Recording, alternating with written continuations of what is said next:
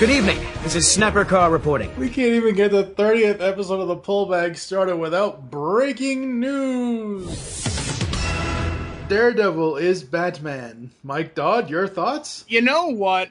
When I heard this way back at the end of August, I was like, you know what? That's not impossible. And you know why? Because, Mike, we've been here before. We all said Anne Hathaway as Catwoman, fuck that. Do you remember on Twig many, many moons ago when I said Heath Ledger as the Joker? Yeah, fucking right. I wonder if this will be that again.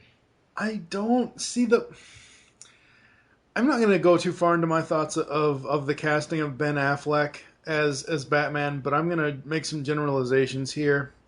Batman, to me, is you need to find someone that works and stick with that. However, over the years, since the 89 film, since the first live-action Tim Burton film, outside of that and Returns, they've decided, and outside of the Nolan trilogy, every new Batman movie has to have a new actor as Batman. I hate that.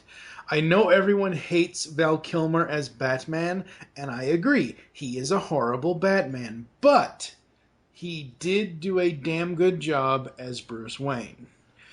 With Ben Affleck, I don't know. What other thoughts do you have on this? Because the only thing I can think of now is, park your car in Harvard Yard. Park the Batmobile over here. You know, it's just, oh God, all I can see is, I can see the scene from Good Will Hunting. Your position for you would greatly increase if I had $200 in my hand right now. Fucking Chucky from Good Will Hunting. That's all I can see. Ben Affleck has had some good movies. There are a lot of movies that I liked from him, but I don't know. Well, he's done some really good work with, like, Gone Baby Gone. He did The Town. He's a really good director. As for an actor, if you give him the right role, I mean, I really liked him as Daredevil. To me, he wasn't a bad Matt Murdock, but he wasn't Daredevil. Yeah. With this thing, because it depends on which direction they want to take Man of Steel 2 or Batman versus whatever the fuck they're going to call it. It doesn't work with Christian Bale and that. I think it would have been a better choice to cast Josh Brolin as Bruce Wayne / Batman. But if they're going to give us something more akin to World's Finest, this may not be a bad choice. I want to see him in the costume, and I want to see a teaser trailer. I am reserving my judgments until I see Affleck in the costume. Yeah. Other thing we need to bring up, and we would have brought up 3 episodes ago here in the Pull Bag with Steve Megatron and I talking about this, is after Daredevil, Ben said, he made it public, I don't ever want to be in superhero tights ever again. So when someone offers you Batman, you don't say no. No, and I understand. I get that, but like, I'm hoping with this new universe that Snyder has created, starting with Man of Steel and going forward, whatever Warner Brothers and DC is going to do, I'm hoping that they don't resort to the same problems we had 20, 30 years ago, where, you know, in the first Batman movie, Michael Keaton was like, I can't move my neck, and they changed the costume to fit him. I'm hoping that when they do the costume for Affleck, they do it to fit his body, as well as obviously, you know, being true to Batman. I have no idea what kind of Bat costume they're going to use, because if Man of Steel is any indication, they care, but they don't care about costume consistency. Yeah, I mean, I'm kind of hoping they go with something a little less looking like armor, like they did with the kind of Nolan stuff. I'm hoping for something a little bit more fun, is what I'll say, but not goofy. You heard it here first, people. Mike Dodd wants bat nipples. That's right. I want a bat ass crack. Oh my God. Which I think they did, so never mind. Can I have a car? Chicks dig the car. This is why Superman works alone. Alright, we're going to take a quick break here on the Pull Bag, and we're going to get to what we actually came here to do after this. Blue streak speeds by, Sonic the Hedgehog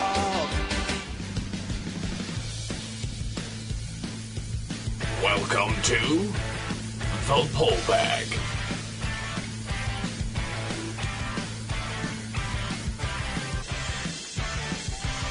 Join us as we dig out our latest comics and discuss them with the rotating panel of the GCRN crew.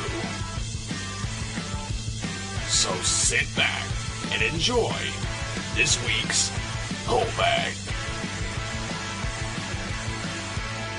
Coming to Grand Rapids, Michigan on September 21st and 22nd is GrandCon Gaming and Comics Convention, presented by Celebration Cinemas. Join us in playing or chatting it up with fellow enthusiasts in a community that understands your passions. Get lost in the adventure of your favorite role-playing game. Admire costumes and art from vendors and attendees. Meet the creators behind your favorite mainstream and independent games and comic books. Check out unpublished games and sneak peek at things to come. You can get all this and more at GrandCon. For more information, please visit www.grand-con.com. He's punching himself! Hey, don't look at me. I'm not putting them up to it. They just keep talking about me. But you know, I think you ought to get him some help. He seems to be really hung up on superhero sex organs. But he'll outgrow it. Okay. Mike the Birdman Dodd was cutting in and out. There was apparently a storm in his area, so if you hear him cut in and out, there's not much I can do about it in the editing process. Now, on with the Pull Bag. So we are back here in the Pull Bag, and as you heard in that brief news discussion type thing, I am, of course, TFG and Mike. Joining me is Mike the Birdman Dodd from This Week in Geek.net and all the other stuff he does. What have you been up to? It's September already. Can we get some September weather, please? Well, myself, I've been actually, I took a little bit of time off during the summer to spend time with my wife. I'm like, oh yeah, I'm married. Maybe I should do something like married stuff. You think? Yeah. I've been playing a lot of video games, actually. I finally got around to playing Earthbound for the Super Nintendo. Fantastic game. Really having a great time with that. I've been rediscovering my love of the Wii U, actually, over the last couple of months, actually. Really getting into it. Other than that, I've been playing with them over on These Warriors Are Terrible, the role-playing podcast that Steve's in charge of. I'm merely the co-pilot on this one, so less responsibility for me for a change. So yeah, I've been doing that, and also kind of going back and rediscovering my anime roots. Me and Scotty were launching this new show. We haven't got a name for it yet as of this recording, where we watched the first episode of an anime or television show or whatever. Do we like it enough to keep going? And I've seen some really cool shit in the last couple of weeks, so I'm pretty excited about getting to do that more often. Awesome. And for those of you that don't know what the Pull Bag Origins episodes are, it's me basically grilling people I know, people I've interacted with on the internet, people that are my friends online, about how they got started reading comics. Now, I've known you since, what, 2008? Around 2000, late 2007, early 2008. Yeah. I have heard you talk in brief about, like, every so often about comics, or you'll make references, but I don't think I've ever heard you talk about in detail why you enjoy or why you don't enjoy the comics that you read or collect. So I figured, okay, it's the 30th episode, go big, go home, whatever. And we're here to figure out how and why you became a comic fan. So take us back to the beginning. Was it a family member, a dad, an uncle, a grandfather? Who got you into comics, Mike? Well, my earliest memory with comics, this is only the first one that I owned. I remember it was an Easter Sunday, probably around 1987, if I remember correctly. I got a He-Man comic in my Easter basket, and I wish I could remember what happened in it, but I remember getting that. That was a very early memory. Then I was in probably grade 6 or 7. My dad gave me a bunch of old comics from the 60s and 70s.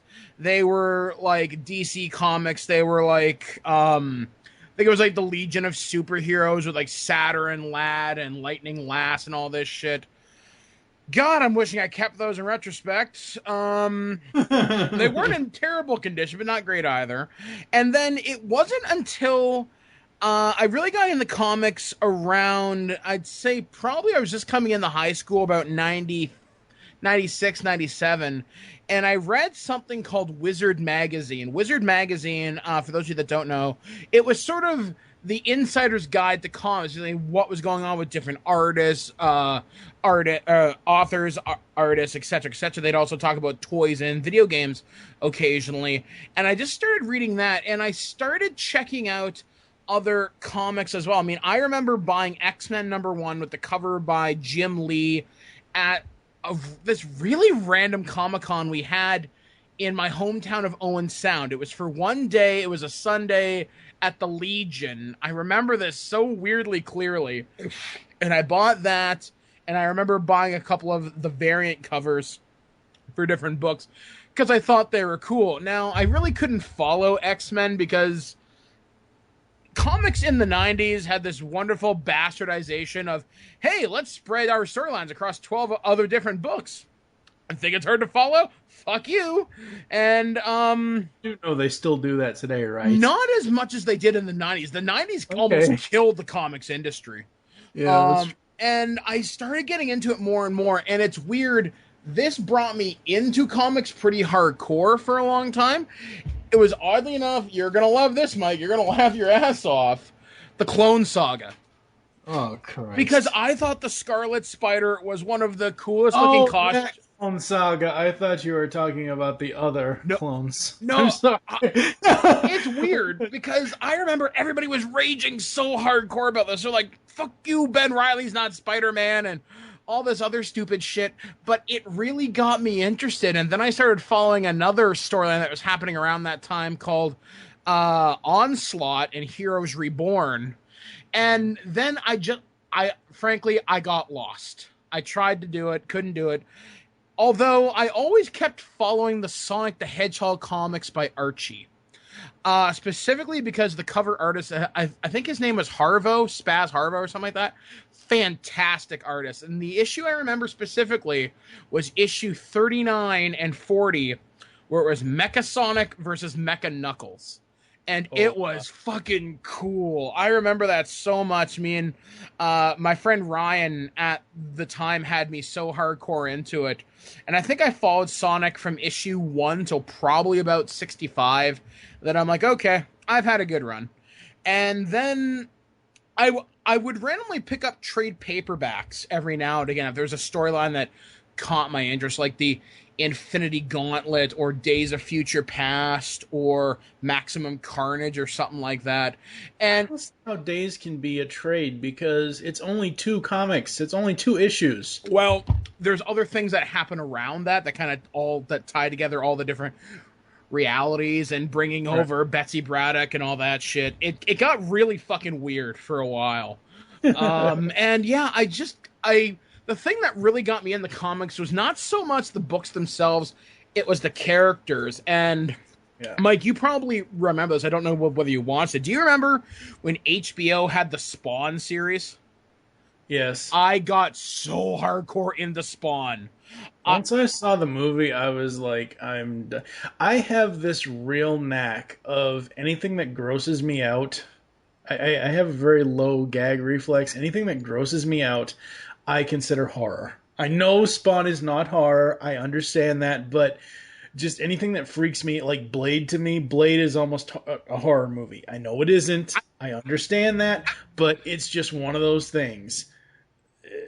Once I saw the Spawn movie and I saw John Leguizamo, oh god, no, he was better as Luigi, as bad as the Mario Brothers movie is. I thought he was a wicked violator. Do what? He was too goofy as the Violator, but you needed.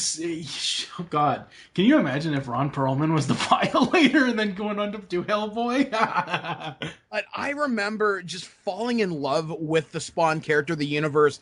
I watched the series. I had the special unrated edition of the tape, which took me forever to track down. I'm not even sure whether the copy I have on my hard drive is the really good one. Movie I remember seeing in theaters, and I just kind of gravitated towards comics media more so than the books for a really long time, though that's changed recently. I remember tracking down the Generation X movie with Matt Frewer. That was on Fox years ago. There was a David Hasselhoff movie where he played Nick Fury. Nick Fury, Agent of S.H.I.E.L.D. I've tried so hard to find the Roger Corman Fantastic Four. I've seen it on sale, but I've never had the money on me at the time to buy it. And then the X-Men movies happened for me. And kind of reignited my interest in the movies and the comics as well. I started to follow, this was around the House of M, so I think we're talking 2005 here, 2004. I started to follow, there was a 5-issue miniseries called The 198.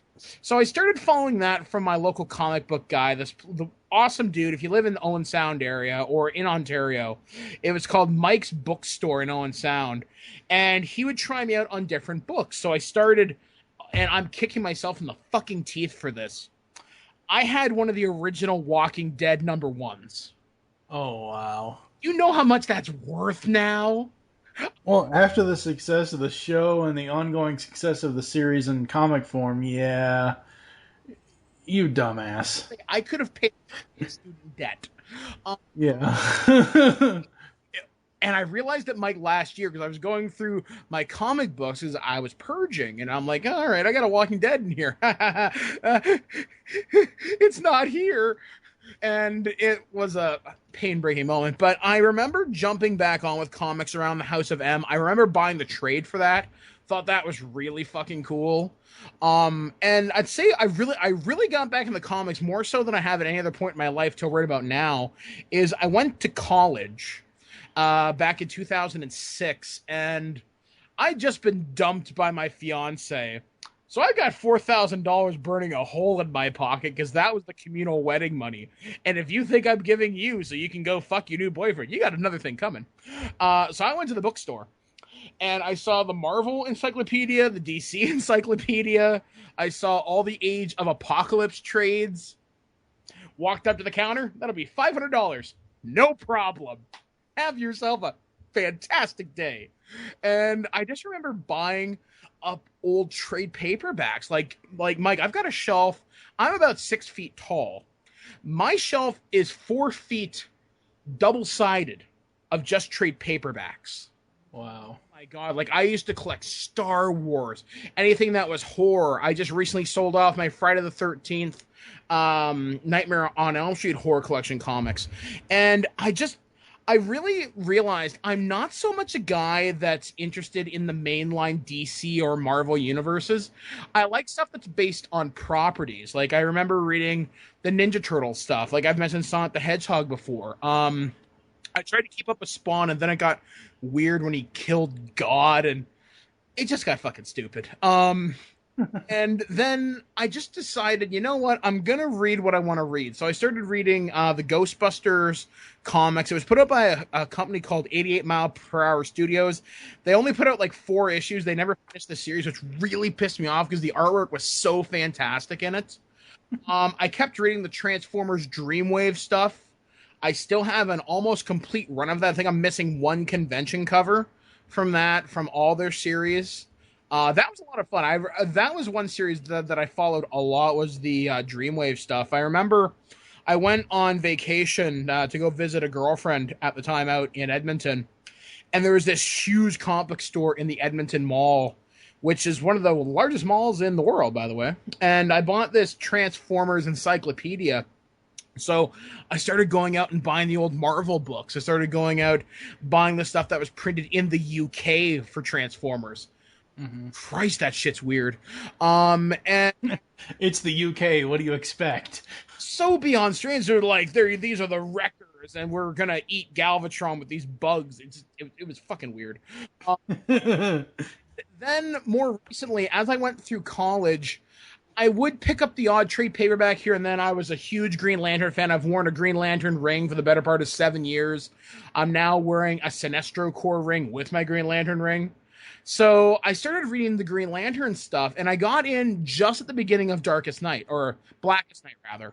And I kept following that, and then one of my fans who became one of my friends through Review a Day, Rachel, bought me the trade paperback for it. And I'm like, you know what? Comics are cool again. I'm going to give them a try again. So one of the other people that I work with, Laura, over on the Untitled Mike and Laura project, she's a manager at a comic book store. So, so she tells me one, he's like, hey, Dodd, I've got this giant sale going on where it's buy one, get one free on all trade paperbacks. And I'm like, well, we're partway through the new 52. What do you got? And she recommends me Animal Man, Swamp Thing, Red Lantern, Green Lantern. I think it's Green Lantern Corps or something like that. Yeah, Green Lantern Corps, Green Lantern New Guardians, and Green Lantern are the three current Green Lantern books, because one is Hal, one is John Stewart, the other is Kyle. So I started reading the ones that were Hal, Kyle for sure. Yeah. I just really got into it, and I followed the Red Lantern books for must have been almost a year. And then I just kind of fell out of it again. But recently, I've actually been buying more comics, because luckily, one of the people I do another podcast with on This Week in Geek is a show called Beyond the Gauntlet. This guy, Chris, he's like one of my best friends, owns a comic book store. So I can walk in there. It's like a fucking library. And it's so cool. He's got me back into stuff. In fact, I still have my box, which I haven't had a chance to read yet. So here's what I'm currently reading right now. I'm actually going to read this to you in real time. I have the Season 10, He-Man, the Masters of the Universe. Fantastic art on this series, by the way. Is that the new ongoing? I also got Sonic Universe, which is Sonic the Hedgehog and Mega Man. Yeah. Cool. Superior Carnage, because Carnage is fucking awesome. The Sonic the Hedgehog crossover, Ghostbusters I'm reading. Anything Mass Effect from Dark Horse I'll read.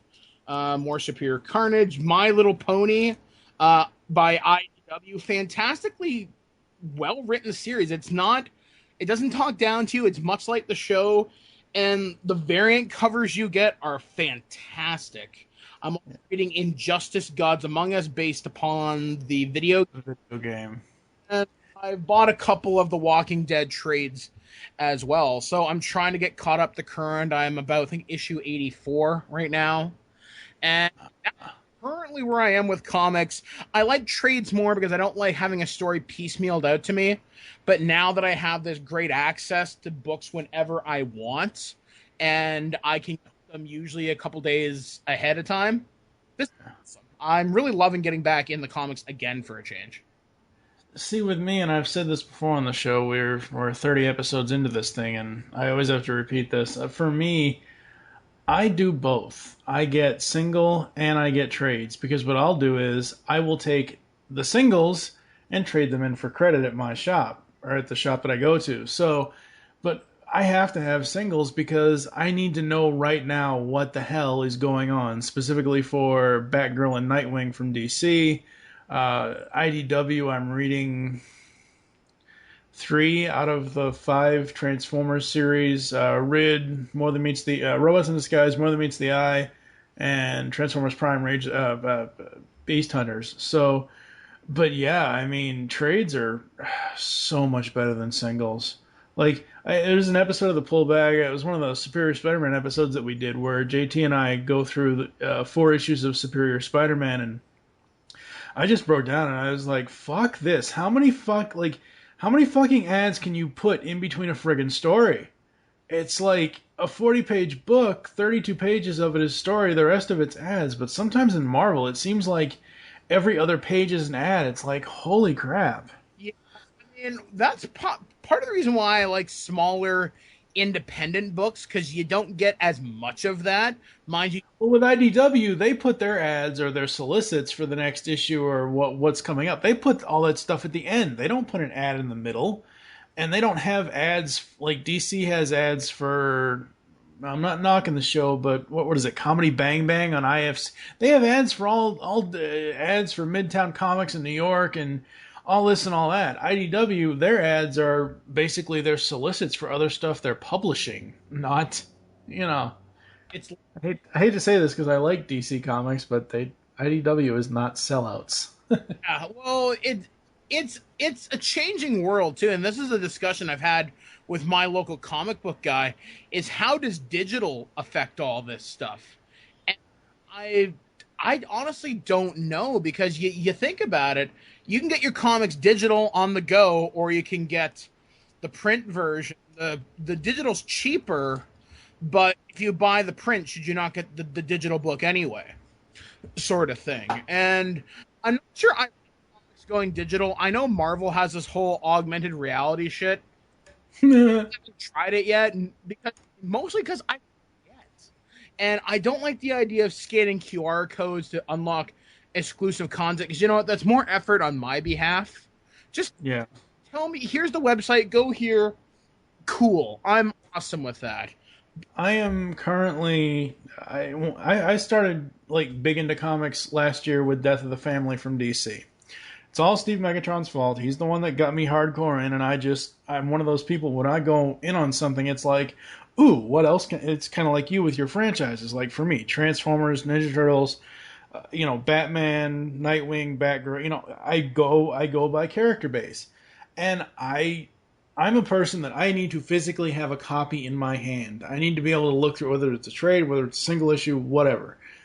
And I was extremely against digital, but I'll tell you, since Batman Beyond Unlimited became Batman Beyond Universe, and Kyle Higgins, the current writer of Nightwing from DC, has taken over Batman Beyond Universe, I've signed up for Comixology, and I'm getting that book every other Saturday that it comes out because it is so damn good.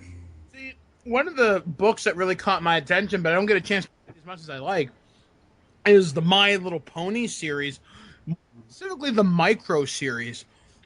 Yeah, the micro series that IDW does are so awesome because they're character based. I think the My Little Pony one I think it's 6 or 7, or it might be ongoing, but each issue is like Twilight or Fluttershy or Pinkie Pie, or it's one story for that character. It's not a consistent ongoing, which they do have the ongoing, which is great. But I love that IDW does micro series. That's awesome. And it's seriously something that really gets me into the character. I like how they also seem longer. I seem longer than other people that are out there. Maybe I don't know whether that's true or not.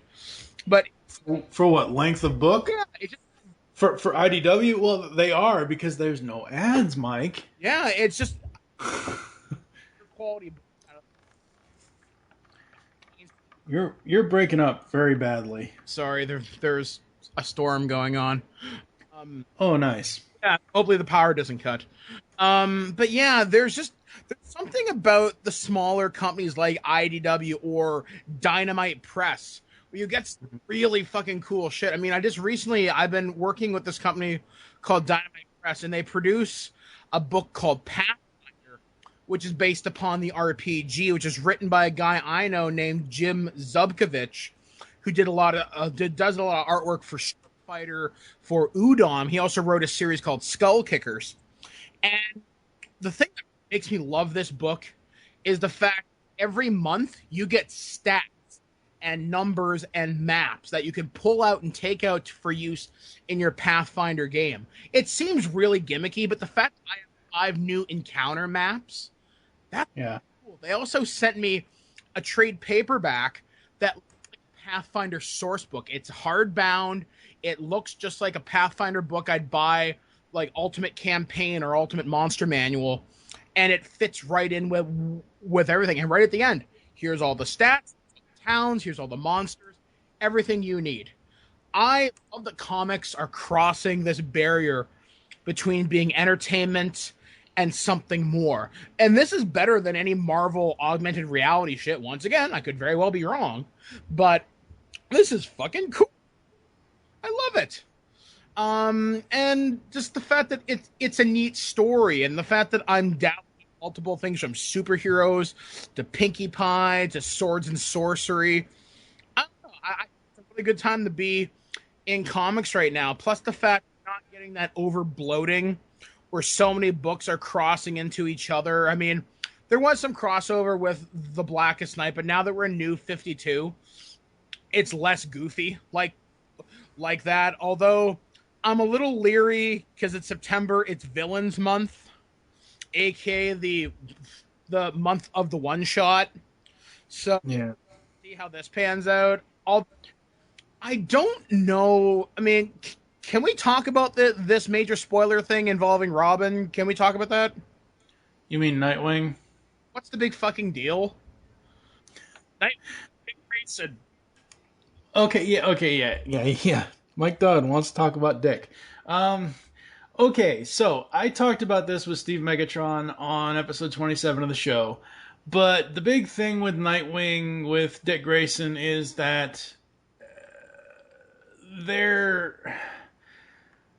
the original rumor was they're going to kill him. And I'm sorry, I respect the guy. I'm sorry, even before I heard him on Kevin Smith's Fat Man on Batman, I always called Dan DiDio Dan DiDildo.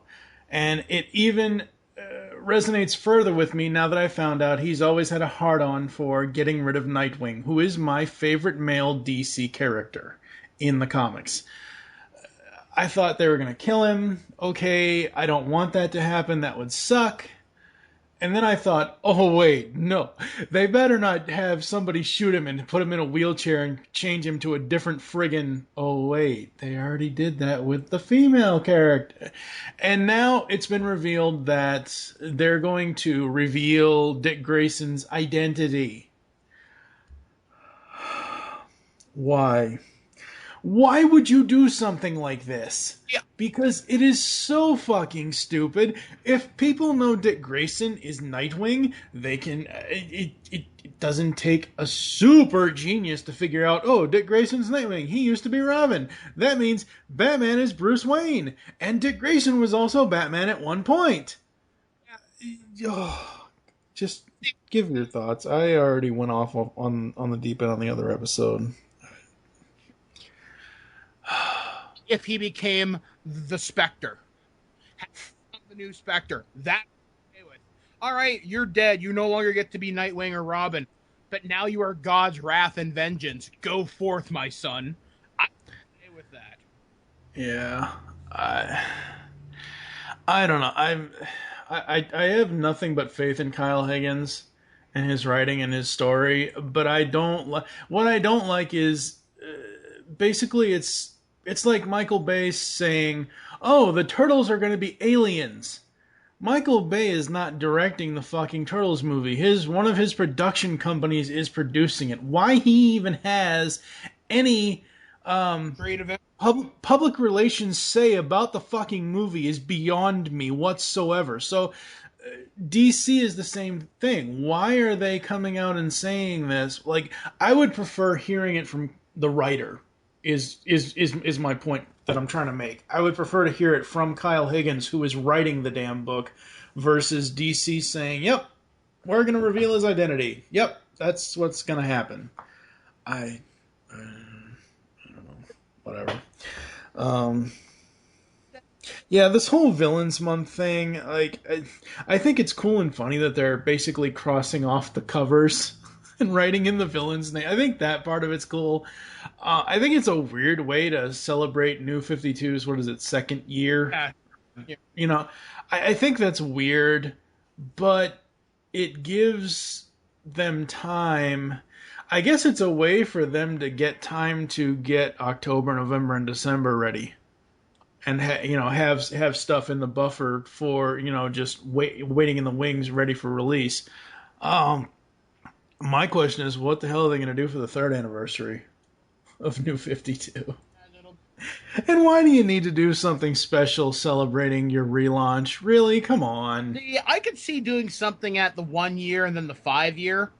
Yeah, but not every year. That's ridiculous. And that's kind of what gets me out of comics is when all the events happen, it can't keep up with it. No, like... Well, Forever Evil is going to be the first New 52 event. I don't know how many events they're going to do. What are they going to do? A new event every year? Oh, wait, that's been going on in comics for the last 70 years. But I don't know. I just don't know. I'll tell you another thing. I'm really losing interest in the main Batman title. I read till the end of Death in the Family, and I'm like, you know what? That's cool. I'm done. I'll wait.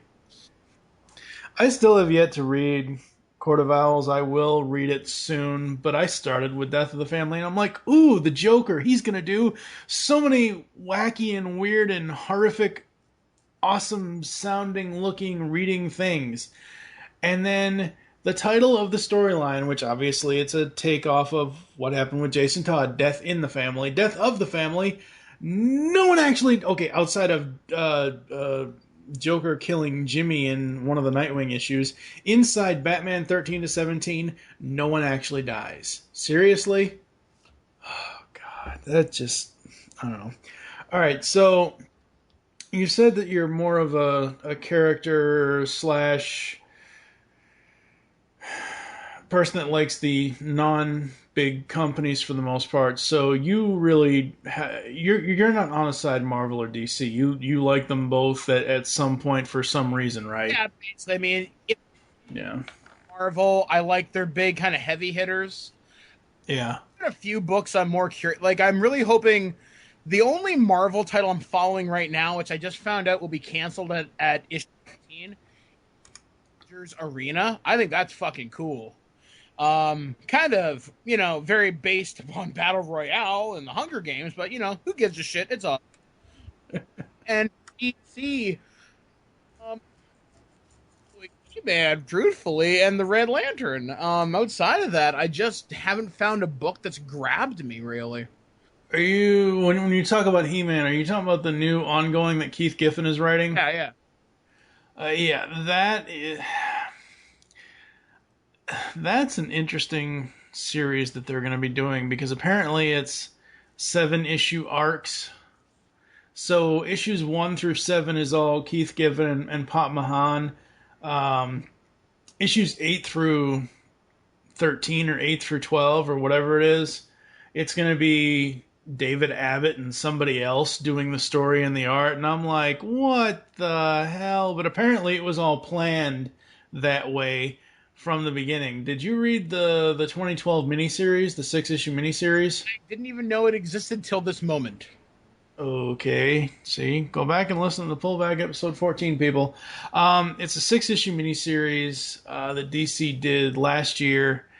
It basically kind of ties into what the current ongoing is, but the ending to that book, as far as who the actual villain is, will freak you the hell out. You think you know the world of He-Man? You don't know jack. Now, is it worth going back to get? Yes, it is in. It just, I believe it was in July, either July or early in August, that it got released into trade. And the trade is, I don't know, maybe $14.99 if your comic shop offers discounts. I'm sure it would be almost be under $10. But it's worth getting in the trade. I'm just emailing my comic book guy right now, actually. But yeah, it was a really good, interesting story, and what they're doing. The other thing you're going to have to get it. You don't have to get them, but if you want to see origin stuff, get the one-shots, He-Man, Skeletor, and Hordak. That will also explain a lot of what's currently going on in the ongoing a little bit. It'll give you more background information. But yeah, that new ongoing is simply amazing for He-Man, for DC. I never got into the old mini comics that Mattel used to do. I never got into any He-Man comics as a kid, even though I carried around my Castle Grayskull for 20 plus years until it died about 3 years ago. Skull. Yeah, Snake Mountain, the Snake Mountain playset wasn't what I originally thought it was as a kid. And I'm like, I don't care about that anymore. All right. So, do you have any recommendations for people? For recommendations, I really My Little Pony micro series stuff. I think it's a good place to start if you want to just focus on direct character books. Another thing, I really recommend checking out Avengers Arena from Marvel. I think that's really kick-ass. Any of the Mass Effect comics from Dark Horse are generally very well done. And Injustice, Gods Among Men from DC would be what I'd recommend. Yeah. For me, people have probably tired of hearing me say this. Gail Simone's Batgirl and Kyle Higgins' Nightwing. If you've ever had any love for those characters in any way, shape, or form, whether it's the old animated series, whether it's the 66 television show, whether it's Batman and Robin, even though we all know Batman and Robin sucks, just what those two writers are doing with those characters is just amazing. I will also recommend, especially for you, Mike, I know you love the DCAU, and if you love Batman Beyond as much as I think you do, go on to Comixology or wherever you get digital stuff and get Batman Beyond Universe. On Comixology, it's called Batman Beyond 2.0. And it's a fantastic read, and it's just going to expand that, because the events of the comic version happen after Justice League Unlimited epilogue. Now, is it only? No, it doesn't happen after epilogue. It happens between Return of the Joker and probably leads up to epilogue, because Terry at this point is in college. Oh, yeah. Check this out. Now, I was asking you, is this only available online, or can I get a print version? You can get a print version. It just came out this past August 21st. What it does is it collects Justice League Beyond and Batman Beyond universe. I had a chance to look at the #1 issue, and what it does is it collects the first 2 digital chapters of the Batman Beyond story, and then after that it collects the Justice League Beyond stuff as well. So, but if you just want the single Batman Beyond 2.0 stuff, get it digitally. Okay, well, they're quick, easy reads, and they're only 99 cents a piece for the digital versions. All right, I'll have to check that out. All right, where can people find you on the interwebs, sir? Most reliable to find me is thisweekingeek.net. I'm also over on blisteredthumbs.net, which is from that guy with the glasses. And 9 times out of 10, you can find me on thesewarriorsarterrible.com, usually torturing my players with something like the Terminator or the Impossible Choice. It's always a good goddamn time. All right. Thank you for listening to the Pullbag. Coming up next, we have another 3-episode arc where Ender is going to join me, and we're also going to be joined by Lady Wreck. We're going to cover episode 31 will be Transformers Robots in Disguise Volume 1, 32 will be Volume 2 of that series, and 33 will be Volume 3 of Transformers Robots in Disguise. Make your great escape into comics, and we will catch you next time. This is Kevin Conroy, and I am the goddamn Batman. Is this thing on? Oh, goody. Why, hello there. It's your dear old Uncle Joker here. I bet you're asking yourself, what could I be possibly doing here of all places? Well, I'm laughing at the fact that this new podcast presented by Geekcast Radio is called Legends of the Dark Knight. Who the heck knew the Bat was so popular? Ugh. Join Steve, Mike, and sometimes Tara for reviews on the greatest DC animated universe cartoon to ever meet Gotham City.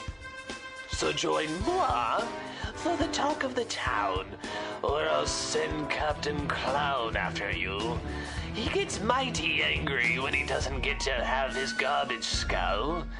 So put on a nice big smile and join us for the next Geekcast Radio Network podcast, Legends of the Dark Knight.